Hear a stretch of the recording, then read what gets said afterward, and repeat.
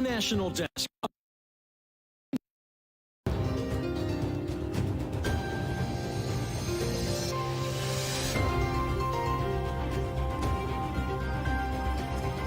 A tornado in North Carolina has nationwide impact. The ramifications of the destroyed Pfizer building are just being discovered. Crisis in the classroom. Why an activist says one demographic could be facing deadly consequences from how far behind they've fallen. How is he supposed to be productive if he can't read? And working forever. How many Americans will never retire? It might be more than you might think. This is the National Desk, America's News Now. I'm Dee Dee Gatton. It's great to be here with you. More than 63 million Americans are at risk for severe storms tonight, with a possibility of large hail and damaging winds. Tornadoes are possible in the central high plains and parts of Michigan, as well as Ohio. And parts of Connecticut are still under a flood warning after many rivers and streams there got hit with massive floods. Look at these images right here. A woman and her 5-year-old daughter died this week, seemingly after being swept away in the aftermath in the river right there. It's not clear if the river was flooded at the time. The bodies of 27 people were found in the border city of Reynosa, Mexico, across from McAllen, Texas today. Searchers said some of the bodies had recognizable tattoos still visible, allowing at least 4 of the deceased to be identified. An aide to former President Donald Trump testified today at a federal courthouse in Washington before the grand jury decided whether to indict Trump over efforts to overturn the 2020 election. The aide, William Russell, was with Trump on January 6 and now works for Trump's 2024 presidential campaign. Oklahoma executed Jermaine Cannon today by lethal injection. Cannon was convicted of killing 20-year-old Sharonda Clark, a mother of 2, in 1995. A federal appeals court denied Cannon's stay of execution just last night. This is Oklahoma's second execution by lethal injection this year. Meantime, Alabama plans to execute an inmate today in its first lethal injection since multiple failed execution attempts. 64-year-old James Barber is sentenced to death for the 2001 deadly beating of a woman. He's set to be executed this evening. This after Alabama's governor paused executions in November to conduct a review of why officials struggled to insert IVs into inmates' veins. The state says it's corrected the issue. Academic performance in public schools across the country continues to drop, and one activist is calling the poor outcomes deadly. National correspondent Kayla Gaskins joining us with the latest on this crisis in the classroom. We will not sit idly by. Fiery comments at a school board meeting in St. Louis, taking aim at the public education system for failing Black children. I do not come in peace to people who hold no passion, no urgency, no care, and no love for Black folk. Education activist Chester Asher delivering a poetically arranged speech, calling a system where only 3% of students are proficient in math and 10% proficient in reading deadly. You applaud yourselves while allowing our schools to pile Black bodies on top of piles of Black bodies, because that is the result of an educational system that does not educate. Asher going so far as equating the failing schools to slave owners. National data shows 80% of students in St. Louis public schools are Black. A Project Baltimore analysis conducted earlier this year found 0 students were proficient in math in 23 of Baltimore County public schools. How is he supposed to be productive if he can't read? The public school system, the school board, and the mayor are facing a lawsuit for their poor education system. Leading the suit, this is what the fight is for. It's about his future. Prominent civil rights attorney Ben Crump calling the failing system there a pipeline to prison. Without education, a quality education, our children are already imprisoned. They just haven't slammed the jail cell door yet. In California, parents advocating to make high-quality education a constitutional right. According to the Kids First campaign, just 10% of Black kids in California can read at grade level. Advocates working to get the measure on the ballot this fall. As poor performance issues in public schools persist, families increasingly looking for alternatives. Enrollment in private and charter schools both on the rise. So is support for school choice. In Washington, I'm Kayla Gaskins for the National Desk. America's News Now. Kayla, thank you. Today's House Judiciary weaponization hearing began with Democrats blasting their GOP colleagues for inviting Democratic presidential candidate Robert F. Kennedy Jr. to testify. Even knowing what they know about Mr. Kennedy's hateful, evidence-free rhetoric, and even though they've invited any number of witnesses to make their point, Speaker McCarthy, Chairman Jordan affirmatively chose to give this a platform. They have co-signed on idiotic, bigoted messaging. This after RFK was caught on video suggesting Jewish and Chinese people were more immune to the COVID virus. He says the criticism is a tactic to keep him quiet. Racism. These are the most appalling, disgusting pejoratives, and they're applied to me to silence me.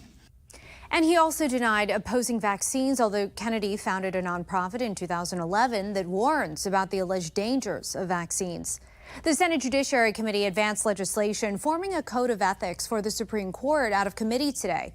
The legislation creates rules and enforcement for the court, including new transparency standards on gifts and potential conflicts of interest. Committee Democrats say the measure would help the justices assure the public about the Supreme Court's integrity, while Republicans say the new rules would undermine the separation of powers.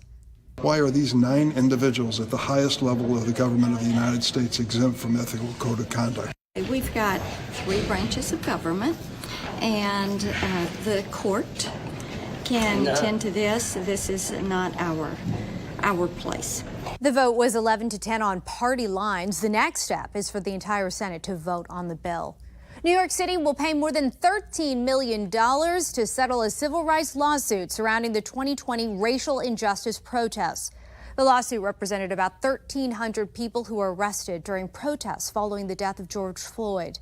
This comes as many other cities across the U.S. are negotiating their own settlements with protesters. In Providence, Rhode Island, police now have a suspect in a deadly shooting of Darnell Whitford last Friday that has turned a peaceful community into a wary one. The National Desk Molly Levine reports.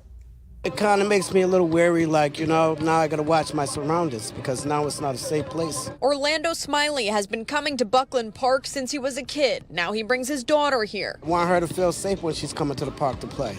For anybody's kids, for that matter. But now one family is mourning after their 17-year-old boy, Darnell Whitford, was shot and killed nearby Friday night. A vehicle pulled up. Several people get out of the vehicle. Approaching the 17-year-old prior to the incident. There was an argument that ensued, and one person shot him at close range. Police say 24-year-old Samuel Medina is the person who pulled the trigger. He won't be the only one charged. There was several other males with him, and we are looking for them, and they look like they will probably be charged with the same crime. Murder. We live around here. You don't want people keep killing people. The relationship between the group and the victim still under investigation. Police saying Medina is considered armed and dangerous. Don't think that, it's something where people have to lock themselves in the house. No. But the only reason I say that is because we don't have the weapon yet. Providence residents hoping the suspect is caught soon, and in the meantime would like more security or police presence in the area. This is one of the safest places in Providence, and I would hate for it to be one of the, the bad places, you know what I'm saying?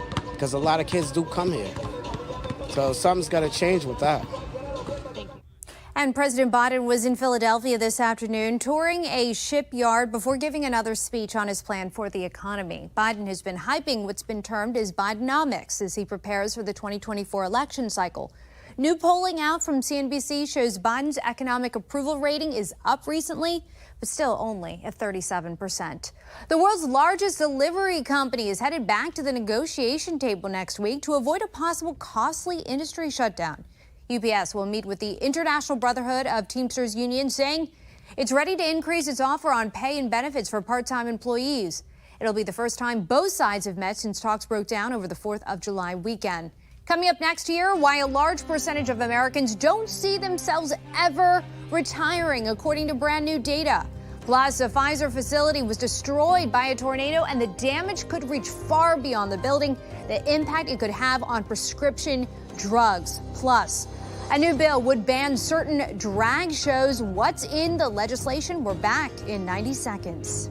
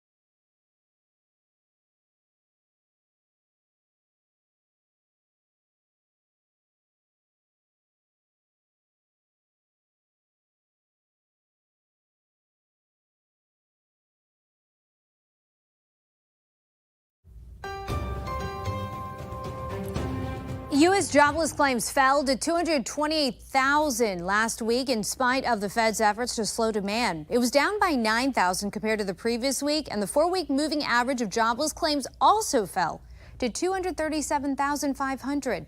New data from Redfin shows only about 1% of all U.S. homes went on the market this year, the lowest number in a decade. Real estate experts say high interest rates and a low inventory of homes on the market are likely the reasons. The company found California buyers have the slimmest pickings out of any U.S. state, while in cities like Newark, New Jersey, Nashville, Tennessee, and Austin, Texas, home buyers are having an easier time finding homes right now.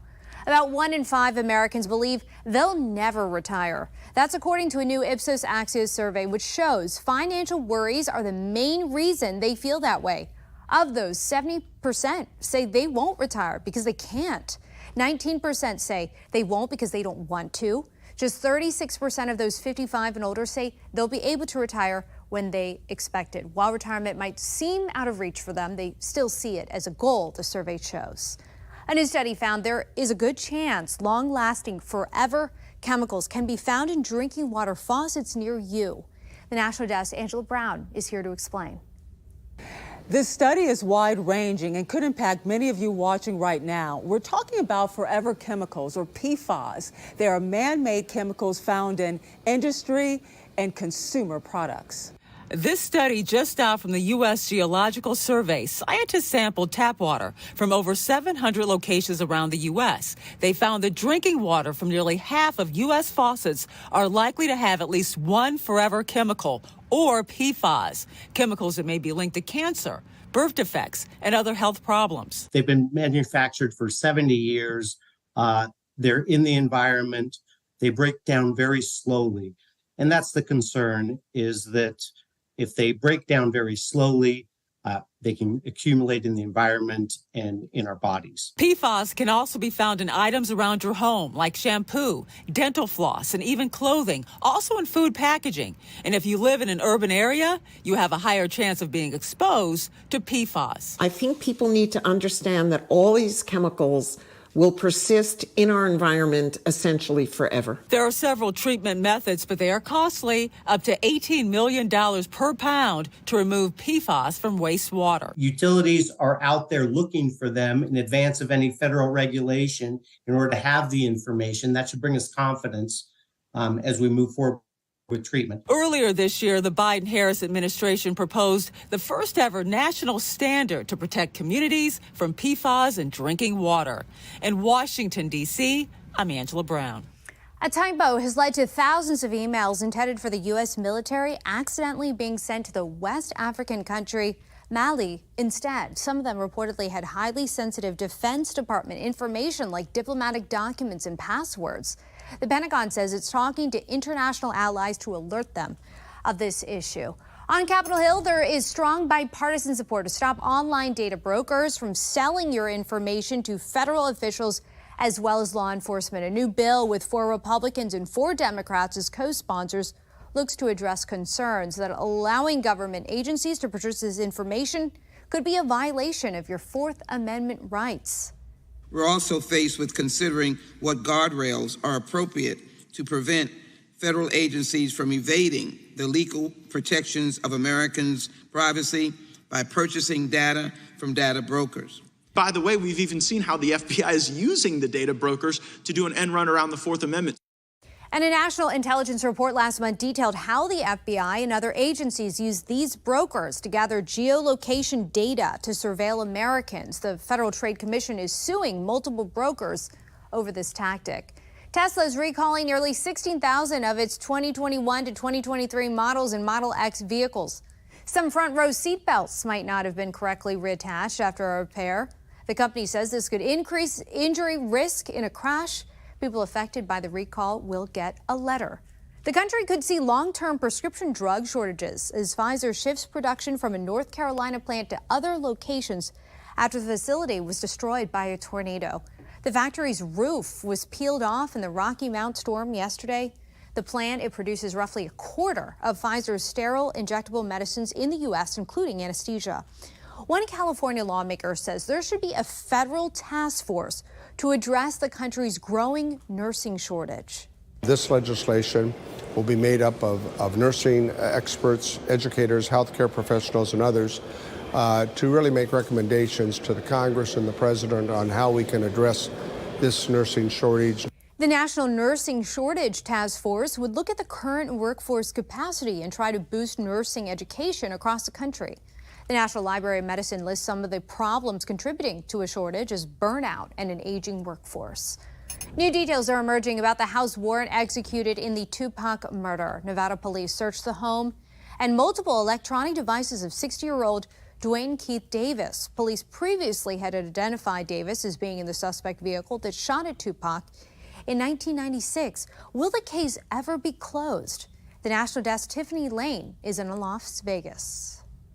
It's been 27 years. I think anybody had given up hope on really any type of prosecution. Chris Carroll is a retired Metro Police lieutenant. Perhaps one of the most memorable nights of his long career with the department was being the first officer on the scene to respond to rap icon Tupac Shakur's shooting. It was September 7th, 1996, near East Flamingo in Koval. I ended up pulling Tupac out of the car. I spoke to him. He was still alive. He was still breathing. Carroll says he was trying to get information from Shakur on who was behind the shooting. I was asking him who did it, who shot him, what happened, and that's when he responded to me with the now infamous words, F you. Shakur died in the hospital 6 days later. It's been nearly 3 decades since then, and no one's been prosecuted. But some movement in the case earlier this week gives Carroll hope that we may be reaching some answers. A search warrant was served at a home in Henderson, leaving many around the world, including Carroll, shocked and wanting to learn more. I think it's pretty significant. You know, I don't think anybody saw this coming. It's been 27 years. I think anybody had given up hope on really any type of prosecution. And this, kind of changes the game and opened things up. What do you need to be able to move forward with a search warrant? Well, you have to have enough to convince a judge that there is probable cause to search this house. So, and especially a profile case like this, which is extremely high profile, you've really got to make sure things are right. So that search warrant is going to have to go through the DA's office. Carroll believes the shooter is already known. I think we know who the shooter is. I think the shooter is Orlando Anderson. The reason that we haven't had prosecution in the case is because the shooter himself was murdered not long after the Tupac murder. Will this bring us concrete answers? Probably not. I would be surprised if they even found anything in that home that is usable as evidence, but maybe they did. But it's 27 years later. It's going to be tough to find evidence. Anderson denied involvement and was never charged. He was killed in a gang shooting in 1998. Employees who prefer to work from home tend to be paid better. New polling from McKinsey Global Institute shows that 33% of workers who earn an annual salary of $150,000 or more strongly prefer to work from home. That number is cut in half among workers earning $75,000 to $100,000 per year, and it's significantly lower, 9%, among workers earning a salary of less than $50,000. When it comes to working from home, 20% say they do so to save commuting time. According to new research from McKinsey Global Institute, 11% say it helps them increase productivity, and 9% say they save money that way. On the flip side, 20% say they report to work to see their teams. 12% say they do so to comply with their employer's policy, and 11% say the office increases their productivity. So a lot of differing views there. One senator wants to make sure a robot made with artificial intelligence cannot be your boss. Pennsylvania Democrat Bob Casey is rolling out 2 new bills to protect workers from AI. One would bar employers from relying solely on automated systems to make employment decisions. The other would create a government body to monitor workplace surveillance by AI to ensure employees aren't negatively impacted. Coming up next here, new legislation would ban some types of drag performances. What's in the bill when we come back?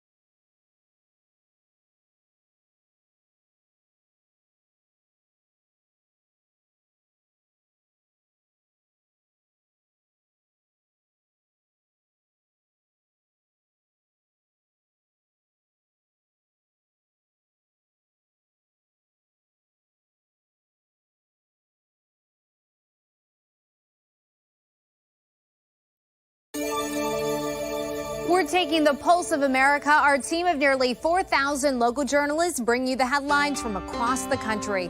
We start with children and teenagers accused of damaging police cars in New York. 2 Rochester police cars left with significant damage. The front windshield of one bashed in. The other had its rear windshield shattered. We have a youth problem in our community. Officers were responding to a report of 2 suspicious males outside of school number 2 when an 11-year-old boy ran up to their squad cars and began kicking them before running off. To have something as low as 11 out there kicking police cars, clearly these kids learned that behavior from somewhere, yeah. When officers tried to talk to the 11-year-old, police say he ran. They caught up with them a short distance away, and they returned to find their squad cars getting destroyed by a group of teens. Kids already breaking out police car windows. That's something occurred in that child's life well before it became a police department, well before it got to us. And that's a problem that our whole community needs to come together and figure out a solution to it, because this can't keep happening. It's ridiculous. Carla Drysdale has lived in Draper for roughly 30 years, and she has seen her fair share of brush fires. We had 3 fires in a row. every year. Some reports claim that up to half of all Forest Service crews could leave in upcoming fire seasons because of low pay. One wildland firefighter noticing the exodus already, saying everyone in the industry is underpaid. Draper City Fire Chief Clint Smith says salaries for firefighters have traditionally lagged behind other industries. The fire service, again, whether it's on a local municipality level, a state level, or the federal level, throughout the country, we are all connected and all a resource for each other. But if there is a shortage of workers across the country, his first responsibility is to ensure Draper has all the resources it needs. And that might mean they won't have any crews to send out to other states. It all comes down to, obviously, local support.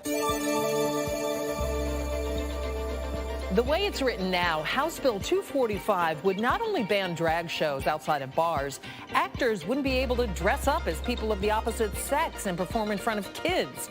And that includes local theater shows and Broadway's Mrs. Doubtfire, which opens at the Ohio Theater in October. This is why we have a legislative process, because there are always unintended consequences as we go along. Yo says he believes the intent of the bill is to protect children from highly sexualized environments. It's important to work out before a law actually gets to the governor's desk. And for local theater groups and high schools worried about how such a law would limit the show's. Mrs. Doubtfire, that's a great example of something that we need to all hear about and think about. How does this law impact that? We're not going to do it if we're shouting at each other. The bill already has 44 co-sponsors, just shy of the number needed to pass.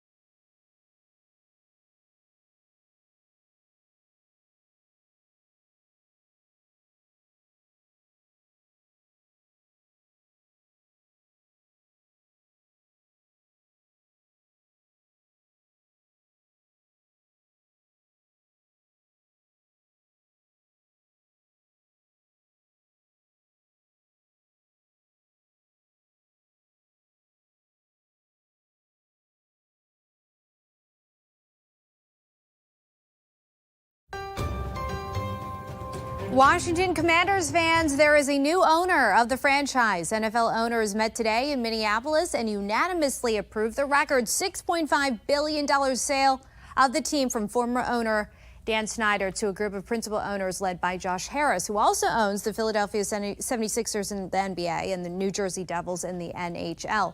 Dan Snyder's ownership had been maligned by many scandals in the past few years, allegedly consisting of many workplace environment issues, including allegations of sexual harassment and verbal abuse of team cheerleaders and female employees.